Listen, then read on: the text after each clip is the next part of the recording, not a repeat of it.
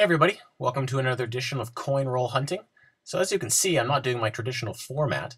The reason behind this, my new camera that I picked up is currently on loan to my parents, who are in England until the end of October. So rather than use my old camera, which I really hate using, I thought I would just take pictures of this week's hunt and just voice over like I'm doing right now. So I hope you guys enjoy. Let's jump right into my weekly finds.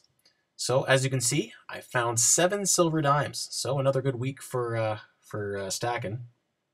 As you can see, 1955 was the oldest, followed by a 1957, a 61, a 63, a 65, a really dirty 66. Now it was kind of has this rust kind of material on it, and the whole roll actually was just corroded in this stuff. So I'm glad I double checked the date because I almost just threw it back into the pile. And then I found a 1968 50% silver dime. For foreign coins, I had 4 this week.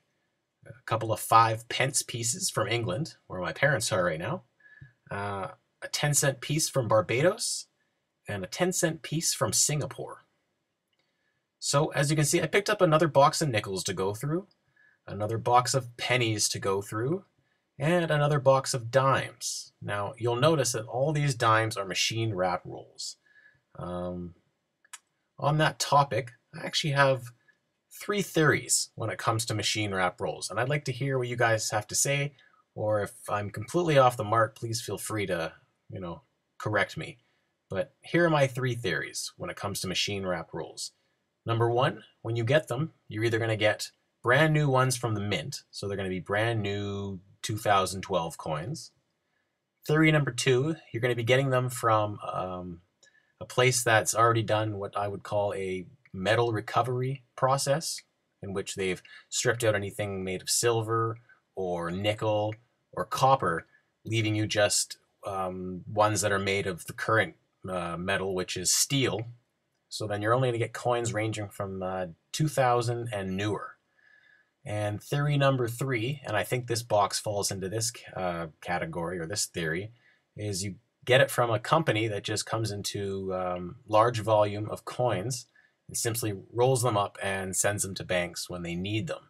And the reason why I think this is these coins here, on the tops, I can see that there are older ones and there are some American dimes as well. So obviously they're not coming from the mint and they're brand new, and they haven't gone through a metal recovery process because there are different types of metals in these dimes. So I'm going to hope that I find a silver dime. I haven't had too much luck. I think I've only found 3 in the last 9 or 10 months of searching through dimes and getting machine wrap roll ones. So we'll see.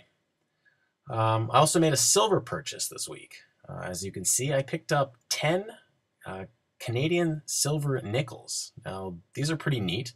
I didn't know what to expect when I went to go pick them up, but I needed to get them to add to my collection.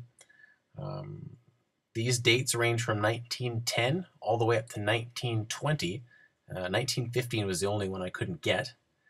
They are made of 92.5% silver, and I think I paid about $7 for each of them. So I got them at a time where silver's high, so I kind of paid a bit of a premium, but still thought, gotta pick them up sometime. So what I found interesting about these was their size. As you can see in this picture here, I've got it compared to the modern day dime, penny, and nickel. As you can see, it's quite a bit smaller than all 3. So I thought that was pretty interesting. So that's enough of me rambling. I'm going to go through all these coins, and I will let you guys know what I find. All right, guys, I will catch you in a bit. All right, I'm back. Went through all those coins, and I'll let you guys know what I found. So starting with the Canadian copper pennies, came up with 873, which is quite a bit lower than what I've been normally getting. So that was a little bit unfortunate. Well, maybe next box will be a little bit more, hopefully. For the American copper pennies, came up with 53, which I think is 7 more than I found last week. So yay, I suppose. For the nickels, the 99.9% nickel nickels, 238, which is slightly better than last week, and it's still a plus 200, so I'm not complaining. Now for the dimes, as you can see, I got skunked. and I wasn't really expecting too much out of that because they were machine wrapped rolls, even though my theory there still came up with nothing. Oh well. For the nickels, I found a couple of nice old ones.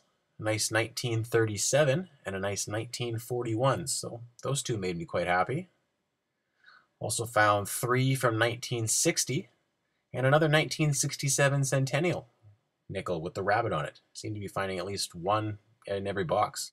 For the pennies, found 3 King George VI ones, a nice 1943, 1950, and a 1952.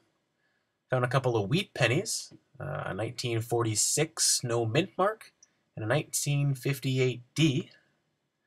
So overall, not a bad week. A little unfortunate about the dimes.